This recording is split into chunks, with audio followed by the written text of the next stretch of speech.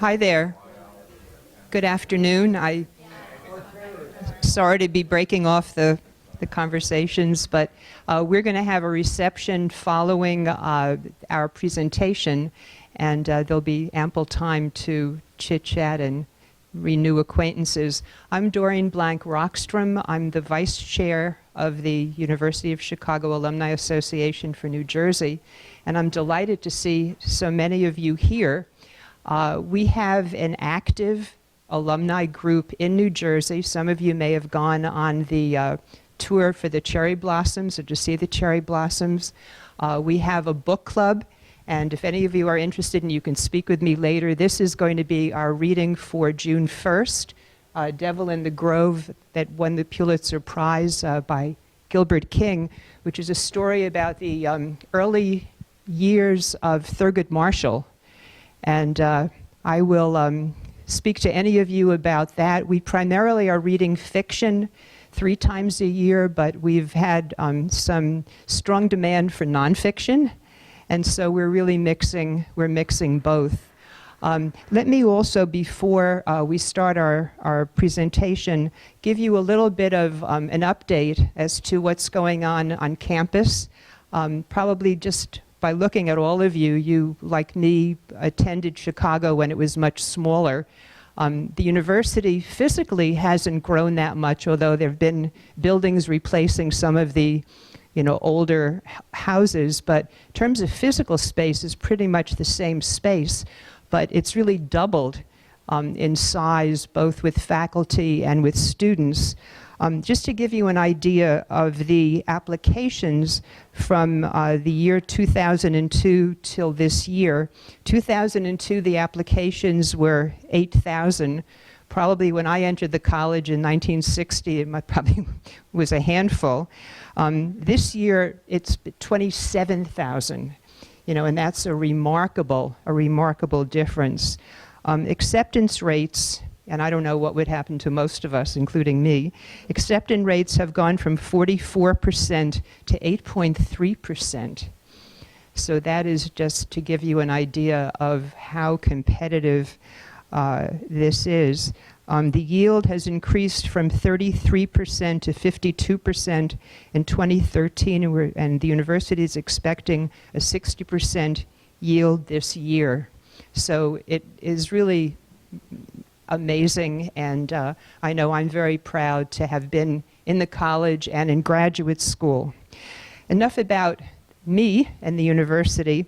Dr. Stacy Tessler Lindau, who is going to be our speaker today, did go to Northwestern University. I Googled her. And to Brown Medical School, but to her benefit and ours, she does have a master's in public policy from Chicago. And I'd like to think, given what she's going to speak about today in urban health, that I bet that influenced her a great deal. Dr. Lindau is a tenured professor in the medical school. She is an OBGYN by practice. And she is going to talk today about her contribution and the work of her colleagues in caring for the urban underclass, if you will, that pretty much surrounds the university on the south side. So without further ado, let me introduce Dr. Lindau, and she'll tell you about her work. Well, good afternoon, everybody. Thank you for that lovely and really nicely concise introduction. I wish I could put that in a can and take it with me elsewhere. And you're right, my master's degree in public policy from the University of Chicago has really heavily influenced my work and how I think about solving problems related to my patients, but from a broader perspective. So I'm so pleased to see all of you. This is an amazing turnout on a beautiful Sunday afternoon, and I want to thank you. And I'm going to try very hard to give you your money's worth, or at least your time's worth, for coming today. I want to start by acknowledging several colleagues of mine, many of whom are actually alumni of the University of Chicago who still work at the University of Chicago. Let me mention a couple of them who are partners in this particular work. Dr. Daniel Johnson is a pediatrician. Dr. Eric Whitaker, who's moved on from the University of Chicago, but was a graduate of Pritzker. Dr. Doreen Miller, also a graduate of Pritzker. These are a few of my close colleagues at the university who share this work with me, and I have the privilege of telling the story. The work I'm sharing also really draws heavily on areas of the university that perhaps in the past faculty haven't necessarily worked with. So we're used to working with colleagues. We oftentimes work with students and trainees. But in the case of this work, I've been working with the University of Chicago Tech Transfer Office, with the Information Services Group in the university, with the Informatics Group in the Medical Center, with excellent administrative professionals both in the Medical Center and in the university. And it seems, especially in healthcare, in order to develop new ideas, test them out, and move them beyond the university, that we're best positioned to do that if the faculty can collaborate with the people who are working in the real world with these ideas. And so in the case of my work related to health, this draws heavily on some expertise in the Medical Center, for which I'm very grateful. I gave a talk a few months ago at the university, and my colleague Charlie Catlett gave each of us on the panel the opportunity to speak to what intrigues us. And I was so appreciative that somebody had asked me that question. I mean, here, our job is really thinking and the dissemination of ideas and knowledge. And it had been a long time since I actually stopped to think what really intrigues me. So I had just reread the book Invisible Man by Ellison, who had actually spent a few years of time at the University of Chicago in the 60s. And he commented in the foreword to the book about the concept of course, invisible, but another related concept, unvisible. And to me, whether he intended this or not, I got off, I sort of got off in my thoughts about this. And invisible to me is what the eye can't see because of the physical limitations of the eye. We need a microscope to look to see what's there. Unvisible, and I think this was evoked by his story, is what we can't see because of our prejudices or because of social factors that influence how we see the world. And so in my work as a gynecologist, I have an area of research that relates to that. I treat sexual disorders in women and girls with cancer, not something maybe you've ever thought about, but a problem that affects a lot of people. And in my work with communities on the south side of Chicago that have largely been invisible and even perhaps rendered more invisible by virtue of technology, and you'll see what I mean in a few minutes, I've come to appreciate that what intrigues me is the invisible. And how can we, through science, bring visibility to those things we don't see because nobody really wants to look down there. So for today, what I'm hoping to give you are sort of three things. One, I'd like to sort of define what we mean by urban health for today. It's a big concept. It could mean the health of a whole city. It could mean the health of people living in cities. I want to focus on this idea, share some key terms, look at the beginning through some different lenses on this topic, drawing from economics, politics, journalism even, public health, and medicine. And then we're going to look through a microscope.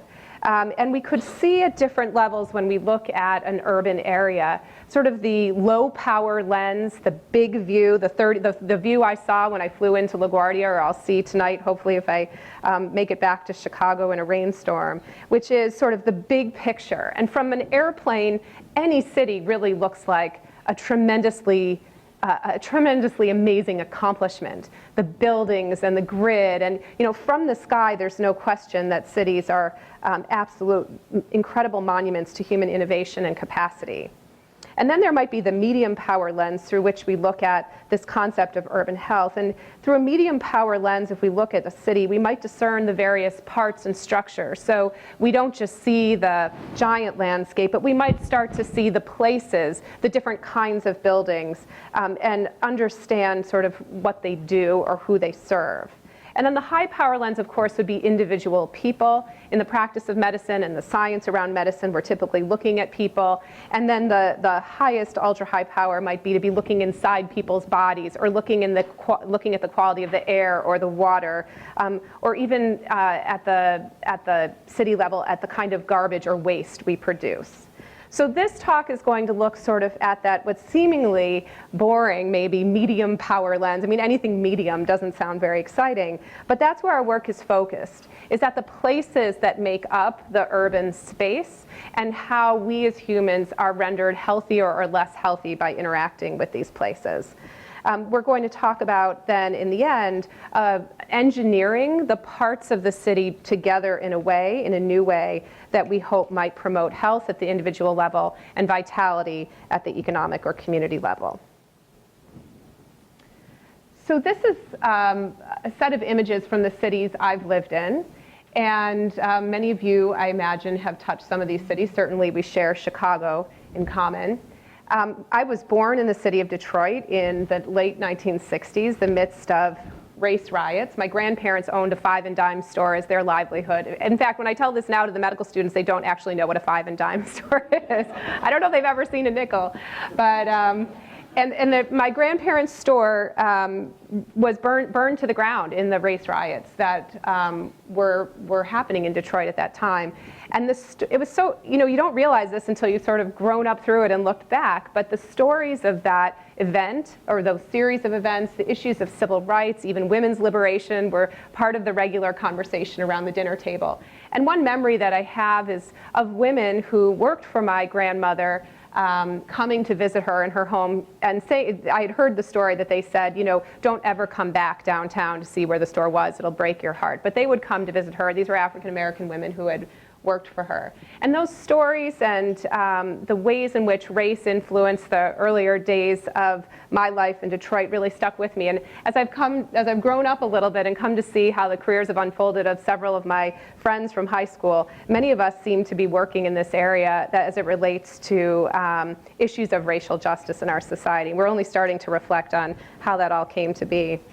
But this is sort of what I would call a deficit-based view of our cities.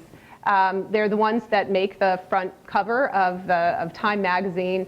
And this is a story when we think about maybe the poorer communities of our neighborhoods, the images that we think about. Now, we cannot disavow these images of our cities. These are realities, and in many ways, hidden realities. Many of us of higher means can navigate through our cities without ever seeing images like this.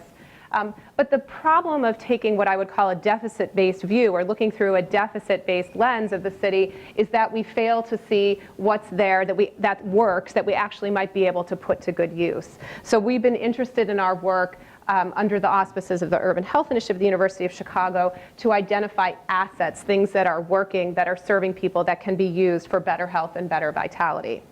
Now, just a couple facts. I know people like facts. 8 of 10 Americans are living in a city today. 243 million Americans live in the 3% of our country that is urban. 95% of the world's population lives on 10% of the Earth's land. So one reason why we're interested in urban health is not only because we need to care about it in the city of Chicago, but this is really a global issue. So I like etymology, and I think it's interesting to look at the origin of the term city. I think it's interesting that in its oldest form, it referred to the body of citizens, the community, the people that made up the city. And it was only later that the term came to mean the place occupied by the people. So I would say that the work we're doing is very much at the interface of these two concepts, the people, the body that make up the community, and the space where they live. And we're interested in how changes or dynamics in the physical place might affect people's health. For example, could we change the environment in such a way that we are all healthier in spite of ourselves? New York City's actually been a very good example of this under the policies of the former Mayor Bloomberg. For example, by eliminating trans fats or anti-smoking policies, whatever your opinion is of those things, for the most part, these policies, in spite of ourselves, force us to practice healthier behaviors. So here's a book written and published just a couple years ago by an alum of the University of Chicago from the PhD in economics, Edward Glaeser, who at the time, and I believe he still is, was at Harvard. He gave a lecture at a symposium called the Chicago Future of the City Symposium. And the quote I have here was just my taking notes from what he was saying. So this wasn't a quote from the book. But what I heard him say was that cities should not be ashamed of poverty. Now, this was a quote taken out of context. He was saying a lot of other things. So I want to give you some context that came from my then being motivated to buy his book. So he says, quote, "Cities can be places of great inequality. They attract some of the world's richest and poorest people. Although poverty can accompany urban decline, poverty often shows that a city is functioning well. Cities attract poor people because they're good places for poor people to live. But whenever people crowd together, it's more likely that disease will spread. and ... So this is on page 257 of his book. So this is a book that celebrates the triumph of the city and makes the point that cities are places that attract both poor and rich. And he contemplates the issue of inequality in cities and what that means for our future. I agree that cities are great, and we in Chicago live in a great city. We're on the far south side of a great city that isn't typically the image of what we see day to day, and not the place where most people, when they come to Chicago, visit. So it was around the time that we were building the work that I'm sharing with you today that I came across this idea in this book, and sort of a counter view on life in cities comes from this book by Chris Hedges and Joe Sacco. Chris Hedges is a journalist, an award-winning journalist, was part of a Pulitzer Prize-winning team with the New York Times, done a lot of work on global work, and Joe Sacco is an acclaimed cartoonist, political cartoonist. And this book is actually a cartoon, a graphic novel, commenting on the realities of life in a whole variety of cities. But here they comment on Camden, a city that, like most post-industrial landscapes in America, dooms its inhabitants to grinding poverty, violence, and despair. A different viewpoint on the relationship between cities and poverty. The authors see triumph in our own city, but they see triumph in the city, but an evil kind of triumph of the kind of the colonizer over the colonized, which they call, quote, our internal colonies, our national sacrifice zones, invisible. They remind us that the US is home to 25% of the world's prison inmates. 1/3 African American males alive today will go to prison, they tell us. And they write, quote, slavery, segregation, sharecropping, convict leasing, Jim Crow lynching, urban squalor, poverty, racism, prism. It is a continuum. So we have a dialogue, a contemporary dialogue about what cities are and what they mean for people, why poverty in cities, is poverty good or bad? This is a very contemporary dialogue built on a very long history of scholarship about cities. These ideas we bring to our work and think about how they can inform the relevance of our work, not only in Chicago, but beyond. So here's an image of Chicago from the perspective of our campus. And this is the western side of the campus. Here is the new Center for Care and Discovery, which is the new inpatient facility for the University of Chicago Medicine. And you recognize this to be the Midway, and here to be the Emerald City that is downtown Chicago. I tried very, very hard to find a view facing south, and couldn't. Not one, at least, that included our campus. So here's a view from Google Street Maps. This is 79th Street on the border between South Shore and South Chicago, so it's east. This is a very typical street on the south side of Chicago. And I just wonder what you see here. Anyone want to comment on what you see? Bus stop. Okay, bus stop. Where are the people? There's one person here, looks like maybe talking on a cell phone. A couple small businesses. Yes, we have a dispatch. This is a transportation dispatch. We have Payless Submarine Sandwich Shop, a balloon shop, and a hair salon here. Not much litter. Not much litter. So there, I see a little. I guess it depends on your frame of reference. If this were your driveway, any other observations? No cars. No cars. No broken windows. So typical, maybe sort of that, this is the medium power resolution I was talking about. Doesn't seem too striking, doesn't seem too shocking, sort of just typical. And the question is, what does this give us? How can these places are open and operating. They're being operated, they're people who own these places, they employ people at these places, they open their doors, they serve the public. Actually, this was a Google Street Map, and on the day that we downloaded this, we knew from our work that only 2 of these businesses were still open. But in any case, so let's assume they're all open and operating. What are they doing for the community? Is there a way that a place like Balloons Plus or Payless Submarines or this transportation dispatch place, this beauty salon, has a role in the health and vitality of the local economy? So here's another way of looking at the south side of Chicago. This is the context for the work that we're doing. Here's the whole city of Chicago, and the red gradations indicate the percent of the population living at 200% or below the federal poverty level. So for a family of 4 in 2014, that's about $46,000 would be 200%. And these data are from 2000, estimates aggregating data from 2007 to 11. The darker the red, the higher the proportion of people living at or below 200% of the federal poverty level. And this is our campus. What you see is that the south side of Chicago is home to a lot of people living in poverty, and many of these people are direct neighbors to the university. So here are some data that compare the south side of Chicago in dark blue to city of Chicago more generally to the United States in terms of population size, percent African American. This is a predominantly African American geography. Percent Hispanic is growing, but right now about national average, half of the rate in the city of Chicago. These are deaths in a year per 100,000 population, and we see as we look at all deaths, cardiovascular deaths, cancer deaths, that the south side of Chicago is really on the wrong direction of being out of line with the general numbers. 1 in 5 people is unemployed, and there are some census tracts on the south side where as many as half the people are unemployed. This is the deficit-based view. It's the reality. So what about the assets? We accept this, and then we ask, but what do we have to work with? So a couple definitions.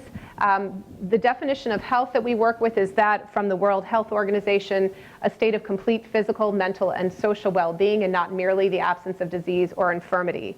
Can a single doctor and a single patient accomplish this goal? No, clearly it means that we have to engage society in the idea of health. And when we sat down with community leaders going back to 2008, and we asked about participation of community members and leaders in the work we were doing, several people said that we ought to be working with a definition of health that was far broader than what a typical physician might think of, beyond just the absence of disease or infirmity.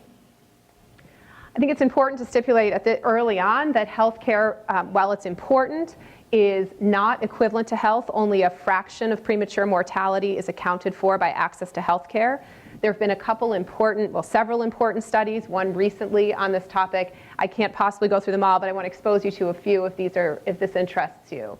So this is one of the early studies by Franks and colleagues from the University of Rochester in New York, Health Insurance and Mortality. What this shows is that individuals who were uninsured on this line had a significantly higher likelihood of dying over 17 years of follow-up as compared to people who were insured at baseline. This magnitude of effect was similar to having been a former smoker. So in other words, if you compare people who were never smokers to people who were ever smokers, the magnitude of difference in mortality was similar to what it was for having or not having health insurance. This has been replicated with more recent data with similar findings. And from these and related studies, you will hear people say only 10% of health is accounted for by healthcare. There's some challenges in going from here to there, but there's a general sense, I think, both in the medical and the general health professions, that health insurance is important, but certainly not the whole story. And then this is another very important study that came out last year, published by Kate Baker out of Harvard and the National Bureau of Economic Research and colleagues from across the country, looking at a natural experiment that happened in the state of Oregon, where there was a lottery to receive Medicaid coverage. So for people who were uninsured, a lottery was held that allowed people to become eligible to receive coverage. This was therefore a natural experiment that was in the form of a randomized controlled trial, so the gold standard for evaluating the impact of an intervention on an outcome. So this study had roughly 6,000 people in each arm. Because people were randomized, all the characteristics between groups were essentially the same. The randomization takes care of confounding between the two groups. The lottery was done, and then these individuals were followed up over time. What was found and published last year in the New England Journal of Medicine, that Medicaid coverage generated no significant improvements in measured physical health outcomes, like hemoglobin A1C from a blood drop from the finger. In fact, I was the consultant who trained their interviewers to get the blood spot from the finger, and their interviewers did a great job doing that. They measured height, weight, blood pressure, all kinds of measured physical health outcomes, and they saw no significant improvements. But they did find that Medicaid coverage increased the use of healthcare services. They found higher rates of diabetes detection and management, even though that hemoglobin A1C measure wasn't different, lower rates of depression, and reduced financial strain. So this study, I think, iterates a point I'm trying to make, that although the physical health outcomes in the first 2 years, and it may not have been long enough to see what will eventually be changes or improvements in physical health outcomes, we do see improvements in other areas. And reduced financial strain is a particularly important one. What if people were able to go back to work or work more and therefore be greater contributors to society as a result of receiving insurance coverage? This obviously would have very important implications. So the New Yorker gives us a cartoon from February 2013 of some cavemen. These are the doctors. These are the attending physicians. These are the resident, maybe a resident and a medical student who have to do the dirty work of throwing a patient off the cliff. And what the caption says is, it's the only treatment option he has under his current health plan. And the reason why I choose to include this cartoon in the talk and at this point is that if we only think about the medicine the patient needs, let's say this patient has diabetes. If all we do is say, sir, you have diabetes and you need to take this insulin, and we hand him the prescription, he falls off a cliff when he leaves the door. Because what these guys are yelling as he's falling off a cliff is, and don't forget, you also need to lose weight, you got to get your feet and your eyes checked, you've got to exercise. There are a whole bunch of other things this man needs to do in order to really take care of his diabetes, but we have no system in place to connect him to those things. And so this experience of throwing patients off the cliff with respect to all the other needs they have in order to stay well, manage with disease, live independently, is one that those of us who practice in the community and do practice in communities of need feel every single day. This is why we see burnout, especially among frontline doctors and nurses who are working in community healthcare centers and other safety net places. Even in academic medical centers where the patient gets in to see us because they have a highly complex disease, say cancer, but eventually has to be sent out the door. And we know, although she's had her chemotherapy, does she have all those other supports she needs to really survive this diagnosis? This is a really serious problem in healthcare. Some people would talk about this problem as a lack of attention to the social determinants of health. It's another phrase that's being used to talk about what's happening in health and healthcare right now. And social determinants of health, adapted from the World Health Organization because I added the words learn and communicate, are the conditions in which people are born, grow, live, et cetera, including the health system, but not in only the health system. So now the perspective, let's look through the lens of medicine. Here's an important piece that was published in JAMA in 2004, which is a new model of physician responsibility in relation to influences on health.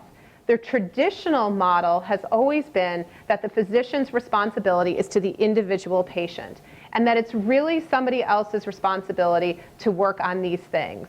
Policymakers, education and jobs, et cetera, But doctors, the primacy of the doctor relationship, the doctor job is the doctor-patient relationship, and this is where we ought to focus our attention.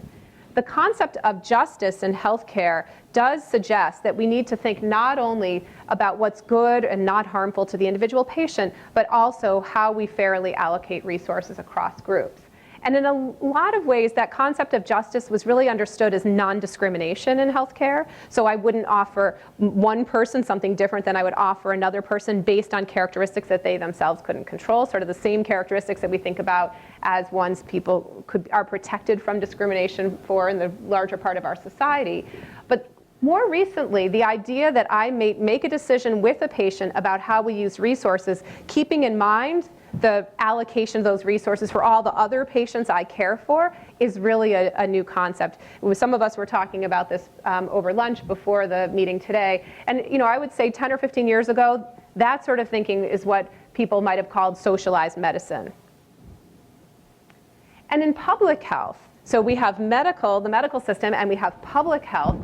Public health, this is from Thomas Frieden, who's the current director of the Centers for Disease Control and Prevention. He published this health impact pyramid early at the beginning of his tenure in that role. And he has a framework that reminds us that this sort of work up here, this is the work of physicians and other healthcare providers, is important for addressing individual needs, high effort for addressing individual needs, and less impact at the population level.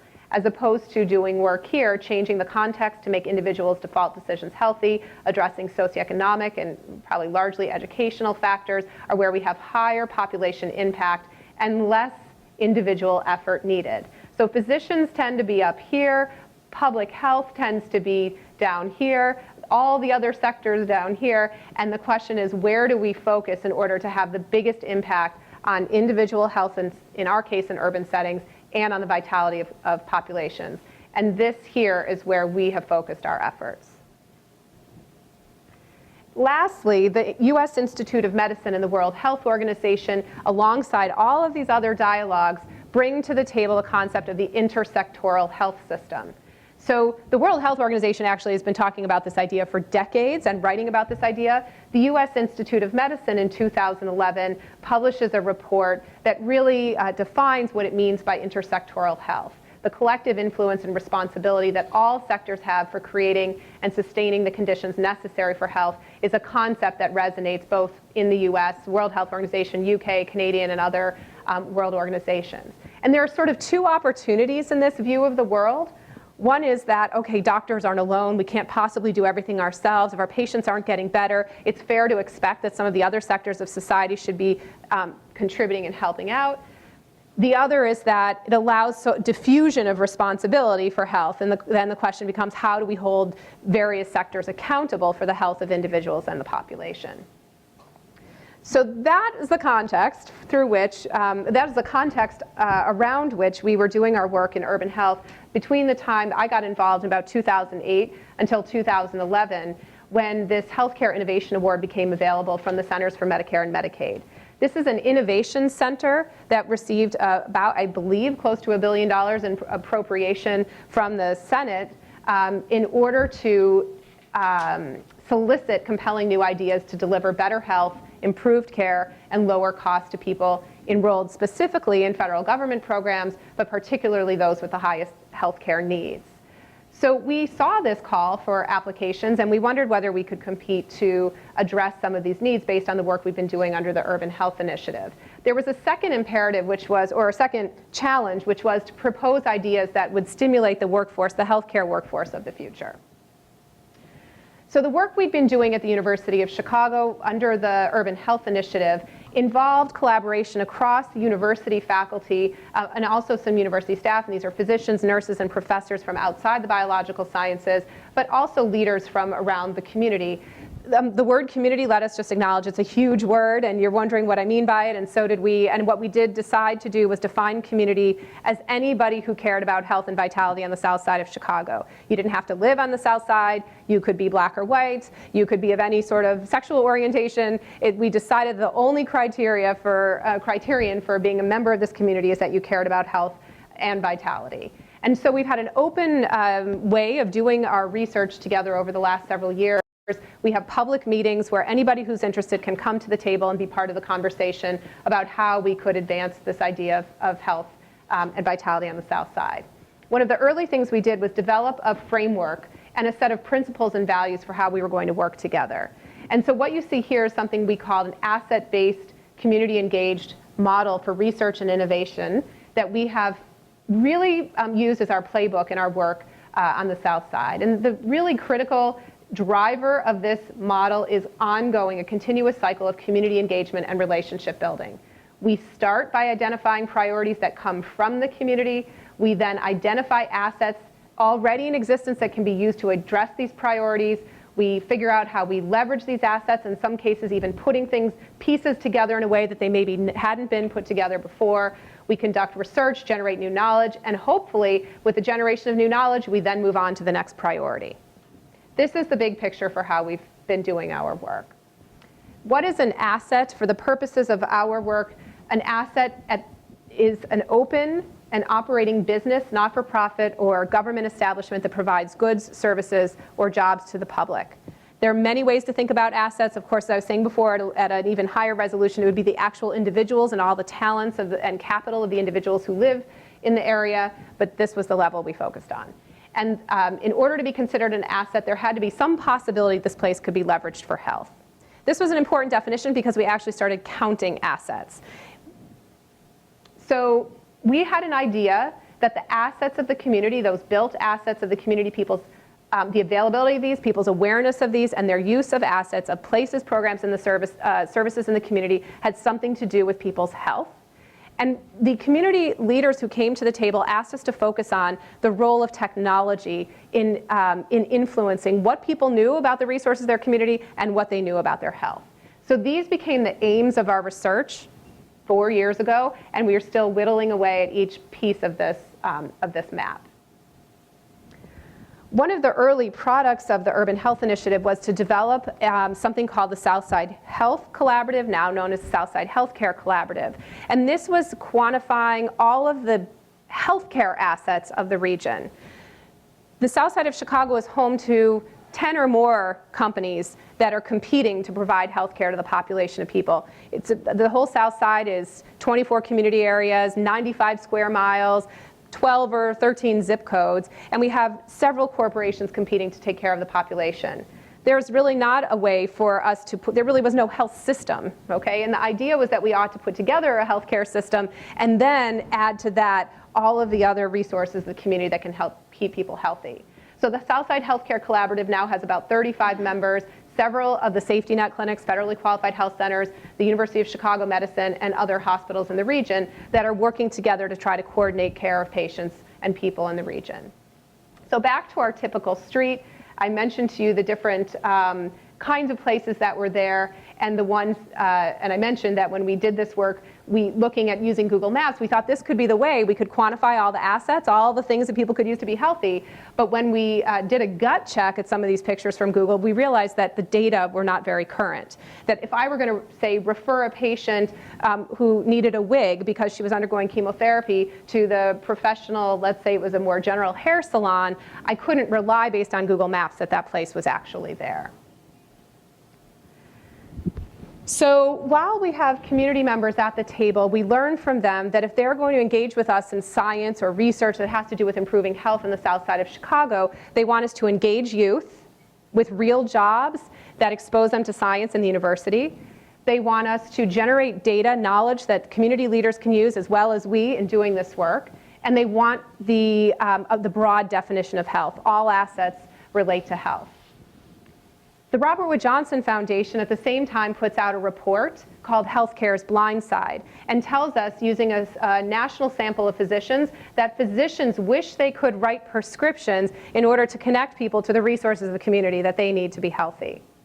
So putting these things together and that opportunity for the Healthcare Innovation Award, we decide that we think we have an idea that might address this issue. 107 of these awards were made in the first round, and I'm sorry, it was actually across a couple rounds that 107 awards were made. The University of Chicago received 2 of these awards. There were 7 in the state of Illinois. So HealthyRx is the, now we're at the last part of the talk, the part of the story about where we put the parts together in a new way in order to produce health and vitality. And HealthyRx is the idea that we, not just the University of Chicago, but in partnership with several federally qualified health centers, as well as partners at Northwestern and a community-based organization called the Alliance, proposed to the Centers for Medicare and Medicaid Innovation. I am required to share this disclosure with you. As a result of the funding from the Centers for Medicare and Medicaid, the contents of this presentation are solely my responsibility and not the views of the U.S. Department of Health and Human Services or any of its agencies. These are the partners who went in with us on the application to the Healthcare Innovation Award. And these were not put together overnight. These partners were partners who resulted from that open call for people to be involved in our work, in our ongoing work on a day-to-day basis. And so when the opportunity came, we already had partners in all of these areas that made it possible to compete for this funding. I mentioned before, as you could see, that community members, as a stipulation for working with us on this urban health transformation activity, said jobs for kids that exposes them to science. Really, everything is an asset until proven otherwise. Give us the data in a way we can use it. And so this program called MAPS Core emerged from that. We asked ourselves, do we know where all the places are that people can go to be healthier, can take care of themselves? And the answer was no. The best available data were really very poor. They certainly weren't of the quality that a physician could rely on the data in order to make a referral for a patient. So MAPS Core grew out of this original idea of understanding what the assets of the community were. We have now mapped this geography around the south side of Chicago 5 years in a row. This summer will be our 6th year. Every year we've grown to more communities. So yellow are the communities we've mapped now for 5 years, and orange are the communities we've only mapped once. This summer we're hoping to get almost to the whole south side, but I think we'll probably fall just a little bit short of that. We'll employ 90 high school students this summer. These are youth ages 15 and older, Chicago Public Schools students, about half male, female. Most are African American students, although in these communities here we have a larger Hispanic population, and so we'll employ more Hispanic kids here. For 59% of the youth last summer, it was their first paid job ever. They are stationed at community-based organizations around the geography. That's where they report each morning. They're paired with college students from the University of Chicago who are interested in the sciences. They work in teams. They walk up and down every block of every street and find the resources of the community. There might be some more efficient way to do this. We've not yet found it based on the best available data that you can buy or obtain by scraping the internet. So far, the kids perform better than the best available data. But you can imagine the many layers of goodness that come from youth working together in teams to become aware of the assets of their community. So the video mentioned an electronic prescribing system. So the data were generated about the assets in the community. They've been made available to the public on websites. Now the data through this Healthcare Innovation Award from the Centers for Medicare and Medicaid are being used to electronically prescribe resources for patients so that the physician or the nurse in the healthcare setting is able to actually make a prescription for the patient, transmit it to the patient and to community health workers who can access it, and then hopefully over time we get better at ensuring that patients actually make use of these community resources and how they make use of them. This is a schematic from electronic prescribing of drugs. How many of you have had your doctor or seen an electronic prescribing system? So we're not writing paper prescriptions so much anymore. Your doctor says, oh, you need insulin, and we type it into the computer and it ends up at your pharmacy. 5 years ago, only 10% of medical practices had e-prescribing functionality. Now it's closer to 60+% in 5 years.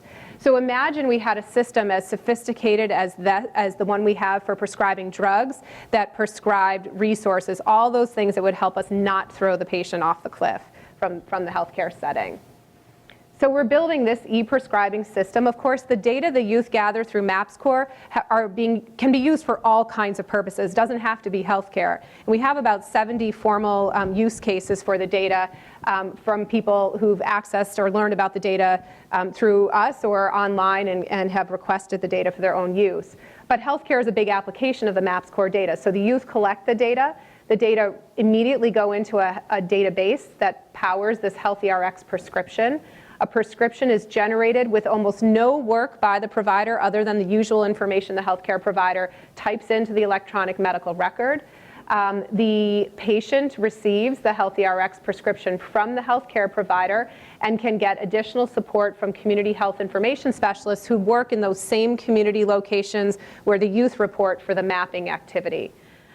We also have a direct-to-consumer, so to speak, version of HealthyRx where people, if they have an internet connection, can go to a website, generate their own referrals. And all the data we're gathering from this system are telling us about what kinds of community-based resources people need to be healthy. We can then report back to, say, the YMCA. We've referred 7,000 people to you over the past 12 months. They came from these zip codes. They were these ages. They had these needs. And by the way, here were some services and programs people in our region needed that we couldn't find. That becomes a business opportunity for the YMCA. These data become the kind of data the YMCA can use for their board of directors, for their fundraising, for their grant writing. So the sharing of data from the system also has real value in terms of the vitality of businesses and organizations in the community. This is what a Healthy RX prescription looks like. I should have brought a couple with me. I apologize. It actually prints out there in the clinical encounter. It's 3 pages. It's in color. The most important piece of information is at the very, very top. This is the community health information specialist in the geographic region for this patient. So these people have territories based on zip code, and you'll get referred to the community health information specialist closest to you. Pamela Sangs is trained by us. She is meant to be an expert on all of the resources of the community. She serves as a liaison both for the patient and for the community-based service providers to help make connections. But then we give people information that is pertinent to the reason they showed up at the doctor that day. So they have information about fitness and exercise, food and nutrition, medical and health services, transportation, substance abuse, and housing. The list of resources patients get are driven by the diagnoses in their medical record. The provider doesn't do anything other than close out of the medical chart and hand this information, hopefully with a couple sentences about how the patient might use it, off to the patient. In the demonstration period we have a little survey where patients, this is a volunteer survey where patients can call in and be interviewed about their experience with the Healthy RX. These are our community health information specialists. This was part of our workforce development component. These are individuals who are experts at communicating with people and who have been trained by us and through the Graham School of Continuing Education Studies to function as community health workers. This was the first site where we deployed the Healthy RX intervention. This is a really innovative, kind of cutting edge, health information technology savvy community health center. You see the population of people that they serve, and thousands of Healthy RX prescriptions have been distributed at this health center. Since March, well, no, this is as of March, but since April of last year, which is when we first went live at that one community health center, we've now deployed the technology in all of these sites on the south side of Chicago. Some of these healthcare corporations also had affiliated sites on the north side of Chicago that were serving patients from the demonstration area. So they turned the switch on, so to speak, for this technology in those sites too. And it was actually very exciting for us because we never thought about putting the technology in these sites. And it was a healthcare provider from site number 1 who sort of hacked into the system so she could give it to her patients on the north side. And when somebody tries that hard to use the technology you've built, it's a good sign for its value. So we're now in 16 clinical sites, 4 different corporations, 3 different electronic medical record platforms, and close to 400 providers and staff have been trained on the system. As of this morning, actually, the number of Healthy RXs we've generated exceeded 55,000.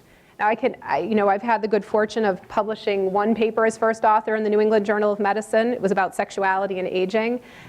No matter how many times it's cited, it will never get close to touching 55,000 people. So one of the motivating factors for this kind of work is just the sheer number of people we can touch with the work. And we believe that if Healthy RX can work on the south side of Chicago, given the heterogeneity of the healthcare environment in particular, that it could have value in other healthcare settings as well. Alongside the work we were doing with to develop Healthy RX, we were also in the field doing a population health study where we were establishing just the norms of health and disease in the population. So we brought those healthy prescriptions to the homes of people who'd been sampled from the population to participate in the health study. And with a medical anthropologist who's part of our team, Jessica Jerome, we were able to elicit people's responses to the Healthy RX, to that prescription. One of the things that was most interesting to me is how many people mentioned that they would use the information to help somebody else. That gets to the heart of what we mean by health and vitality of the community. So if we improve the health of one individual or we provide better information to one individual, how does that distribute or disseminate out throughout the population? So this person is saying more information for seniors And several people said that. Our seniors really can't move far from home. They need to know what's nearby.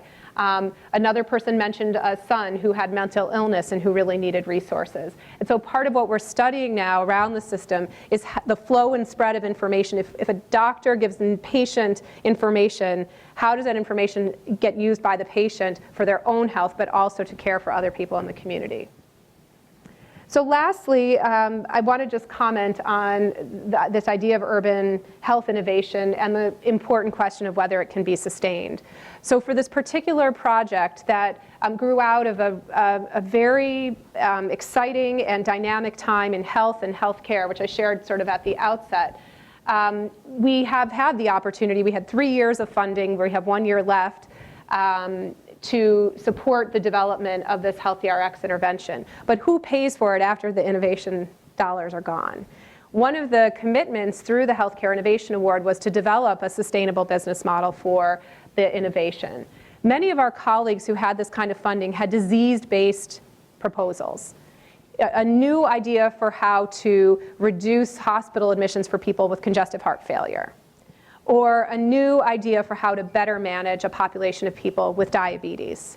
You can imagine, and medicine tends to line its work up around diseases because that's how the National Institutes of Health is organized, and it's easier to track outcomes when you're dealing with one disease. We knew that when we developed the system, and we had a lot of conversation like, should we develop this system and specifically target stroke reduction?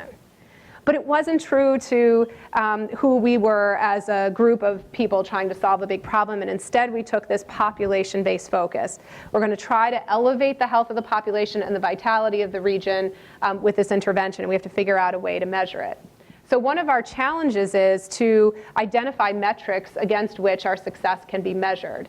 And one way of looking at it would be to look at whether healthcare utilization goes up or goes down, whether the costs of caring for people who got the intervention went up or went down as compared to people who didn't get the intervention. And CMS is quite interested in those outcomes. Centers for Medicare and Medicaid, our funder, is quite interested in those outcomes. Another way to evaluate the system is to see whether it fills gaps that health and healthcare organizations need to address in order to operate their business. So for example, patient-centered medical home is a new kind of certification that healthcare systems and federally qualified health centers can seek in order to compete for patients. They need to have care coordination that connects patients to the community in order to gain that certification.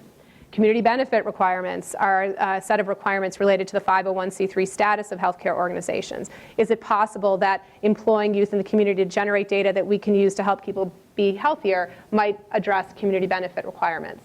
So we're sort of working our way through a variety of policy and regulatory carrots or sticks in the system to see whether those might be a sustainability solution for community RX. So I will end the talk there. I want to thank you very much for your attention. These individuals are just the small tip of the iceberg of people who are involved in the work that I shared with you, but they're near and dear to my heart. These are the people who make up my lab and who worked incredibly hard so I could come here today and share our story with you. So thank you very much.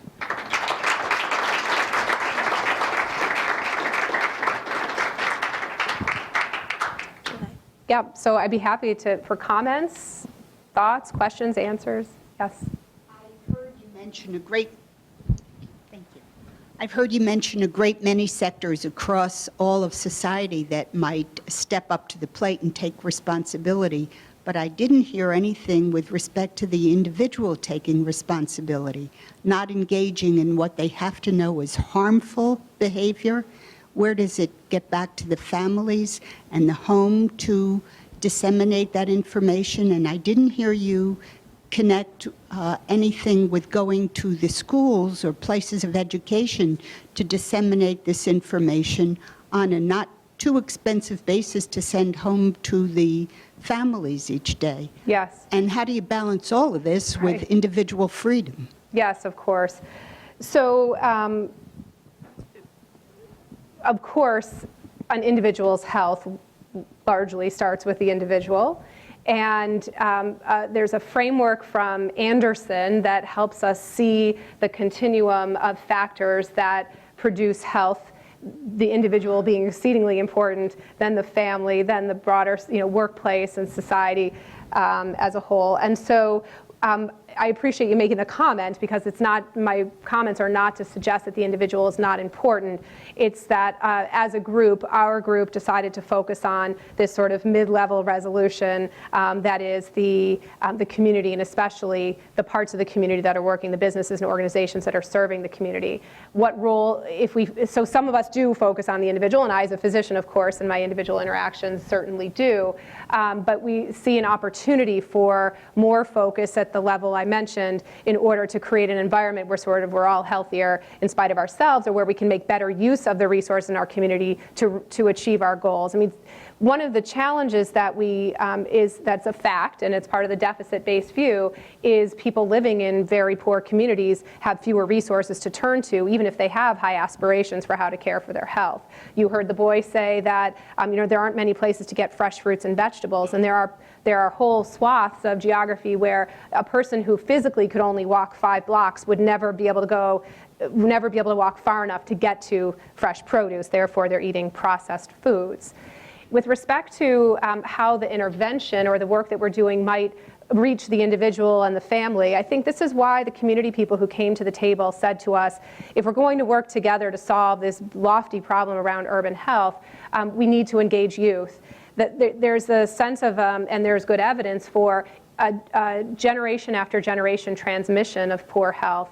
And the leaders who gave us this advice see that the way to break the cycle of this is to engage youth, so that they not only gain the knowledge firsthand from the scientists and the doctors and the university, but they also develop the skills to look with a critical eye at what's around them and to perhaps affect change. So the way that we interact with the schools is really through the youth. These youth come from dozens of different schools. We've worked with teachers who've used our data collection methods and our program to teach math skills, for example. Families are involved in the MAPS Core program, so it's only a handful, 90 youth, but they come with their parents at the beginning and at the end to be educated about why they're doing the work they're doing, and then to present their findings back. I hope that's not an unsatisfactory question, except to say you made a very important point. I wouldn't want anyone to leave the room thinking I don't think that there's personal responsibility in the equation for health. We were just focusing at a different part of the pipeline today. Thank you. I wanted to ask about collecting the resources when the kids go out.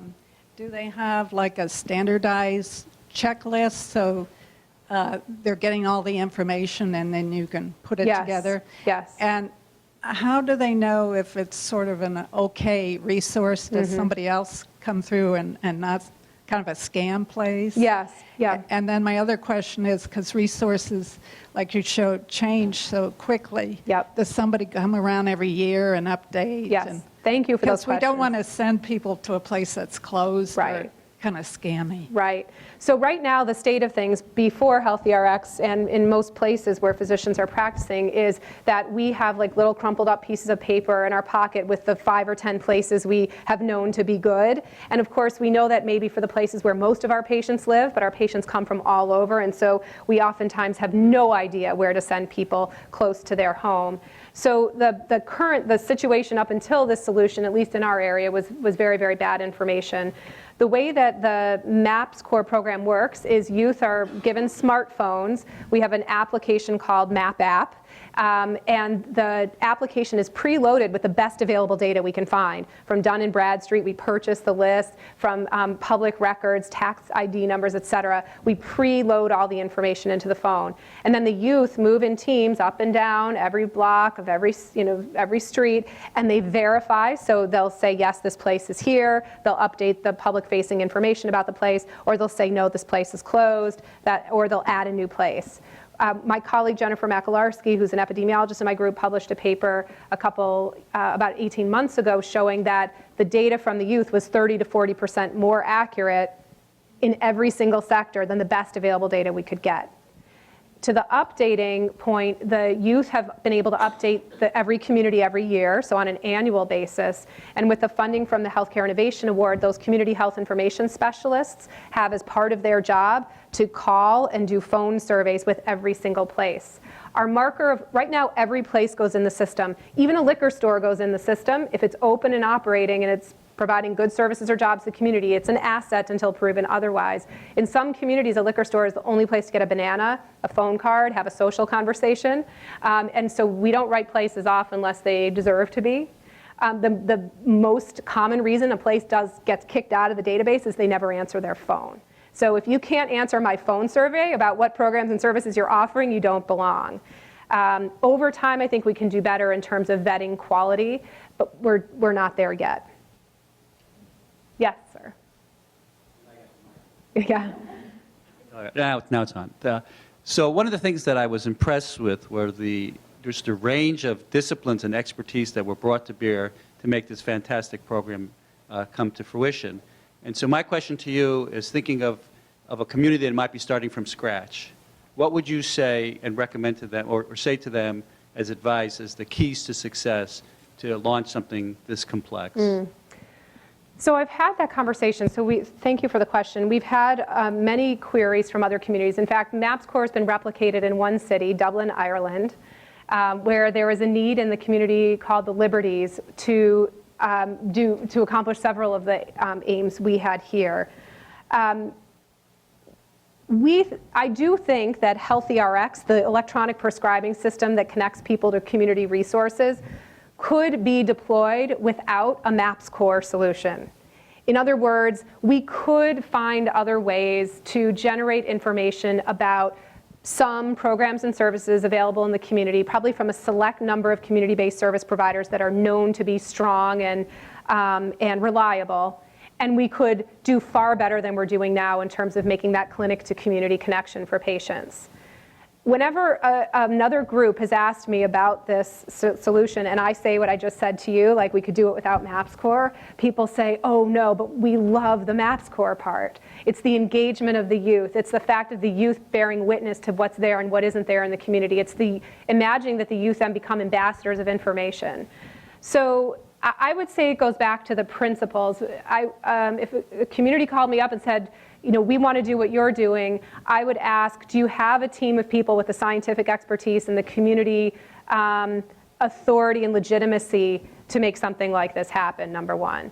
Number two, do you have organizations that have as part of their mission to employ and supervise youth, and can they be brought to the table? Number three, do you have partners, whether it's in the healthcare sector or the education sector, in the public library system, who are actually going to make use of the data you're collecting? Because one important reason why we've been able to continue to grow is that real people in the real world are using the data the youth collect. If we did all that work, and it's not cheap, it costs about $9,000 per kid to operate MAPSCore every summer. If all they did was collect this data and it was a one-off, we could never make it happen again the next year. It's the public dissemination of the data and the documented use of the data for a whole variety of purposes that keeps people coming back. We haven't quite cracked the nut on the financial sustainability. I think we're getting closer, but I also think different communities might have a different financial solution around the program. Yeah. Anyway, speaking of sustainability, when the grant money runs out, Yeah. and University of Chicago and other partners have other projects to go to, how is this going to sustain itself 2, 5, 10 years from now? Yeah. So yeah, so that's the least few $1 million question. As I was trying to get to at the end there, you know, so there are a variety of options. One could imagine, and this is sort of my favorite dream fantasy, is that someone thinks there's something commercializable here, and we're able to start an awesome 21st century healthcare information technology company on the south side of Chicago, where the kids who map one day have a real job. Like, they have a reason to learn computer programming. They have a reason to learn scientific method, because there's a real place they're gonna have a job. If that were the outcome of this, at least on the south side of Chicago, to me, that is one possibility. Is there commercializable potential for the work we're doing? To me, my best read of the market is maybe, and we'd have to figure that out very, very quickly. On the far other end of the spectrum would be purely operate based on philanthropy. I think that is not a good solution. It seems to me that while philanthropy is very, very welcome, it's not a long-term, it should be a startup, not a long-term solution.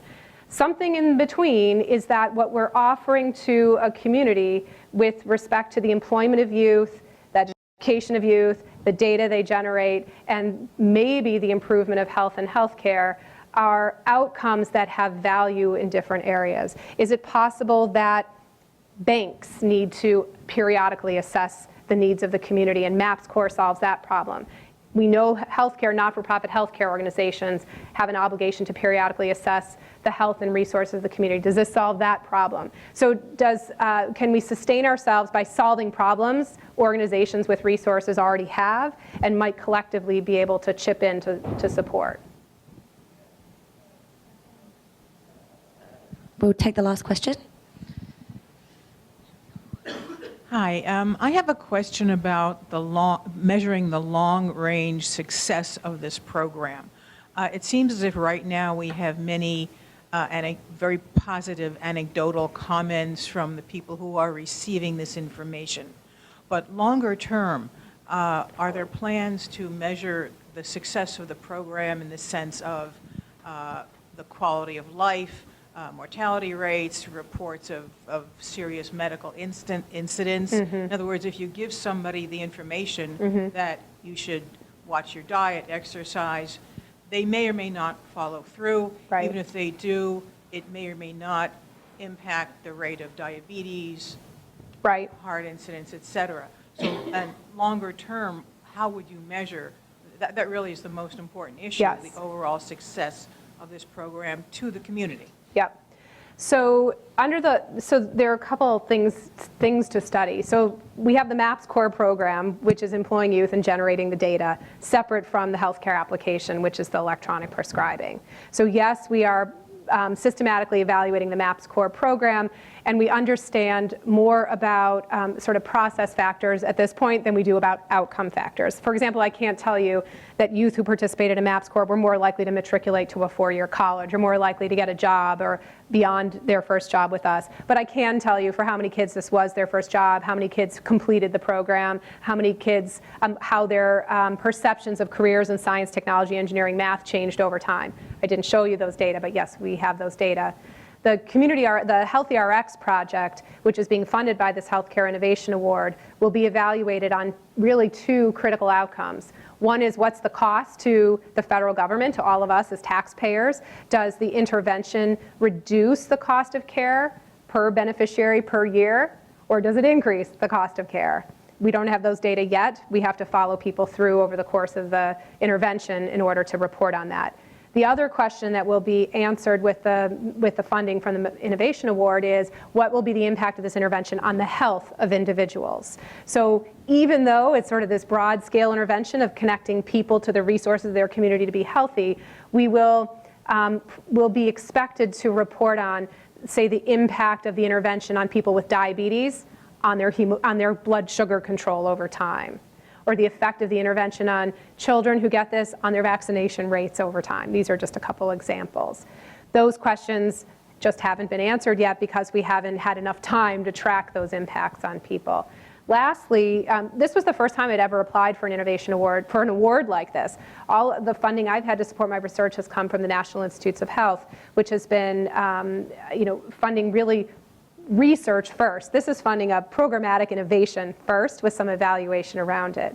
But we've submitted a proposal to NIH that would allow us to do a really interesting systems level analysis of this intervention. How does the intervention affect the patient? How does it affect the doctor or the nurse? How does it affect those community-based service providers who are getting all these referrals? How does it affect the family? How does it affect information spread through the community? So that proposal has been reviewed, and we're just waiting to hear if it will be successful in receiving funding, and it would answer many of the questions you're asking.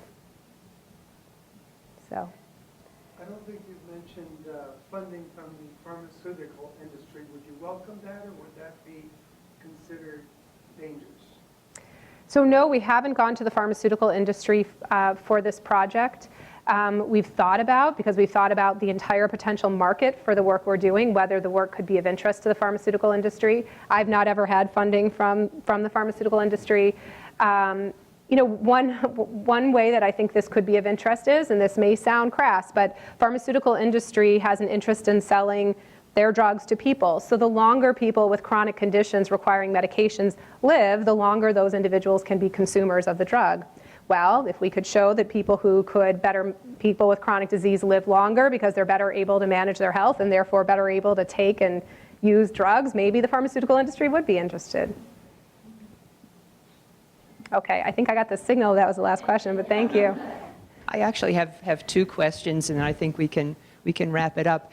I'm curious about how the medical school at the university is responding to all of this. You had a slide earlier that mentioned the medical home, the patient care medical home, and hospitals are getting funding from Medicaid and Medicare, from CMS, to establish nurse navigators who can go into the community and do something similar, but it's not quite as grassroots. So that's one question. How are the University of Chicago hospitals and the others on the South Side sort of dovetailing, with you, or are they, or their level of participation?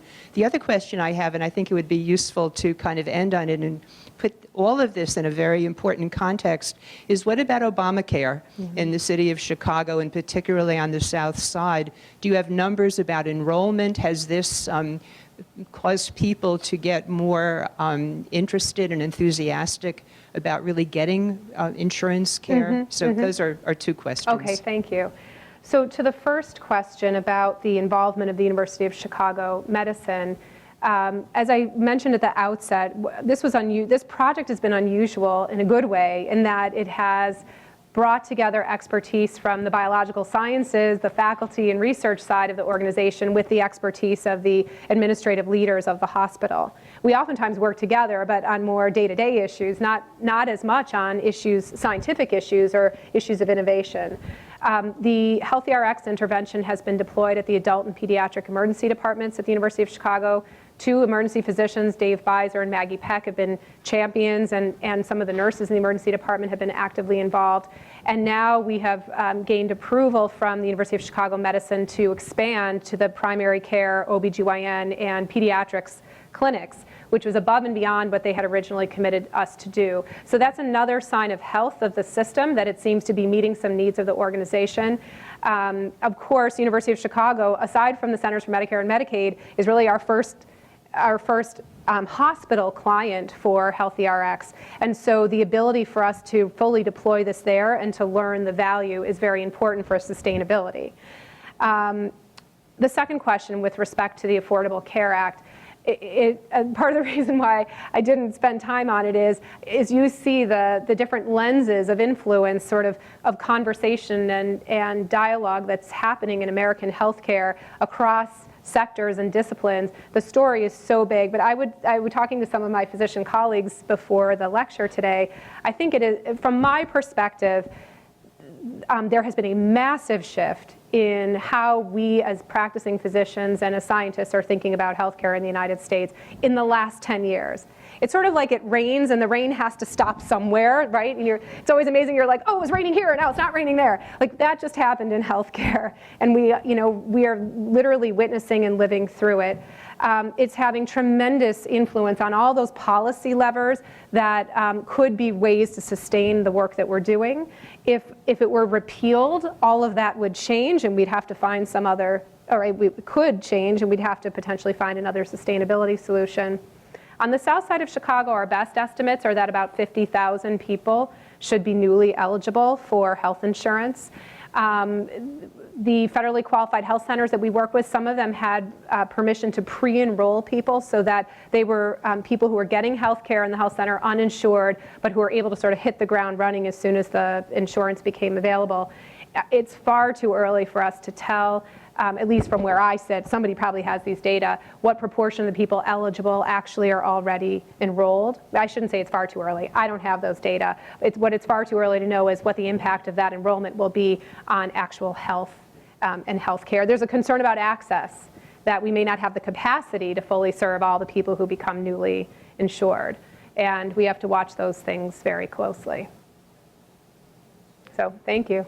Of all of us, I want to thank Stacy Lindau for a terrific presentation today, and you've given us so many wonderful things to think about, and maybe just give you a big hand of applause. Well, thank you very much.